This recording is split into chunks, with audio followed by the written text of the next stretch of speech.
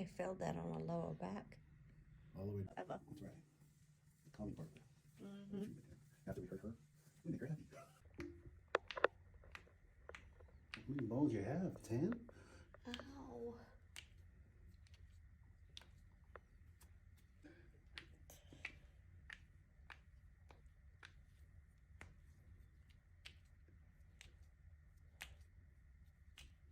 Oh. Hey. Treatment number 2. Pretty excited when I walked in. I was tight and sore and definitely needed some things or all of it loosened up, and it went really well. I feel really great right now. I know I'll be a little tender tomorrow, but that's okay. That is how treatments work. So hang out with us.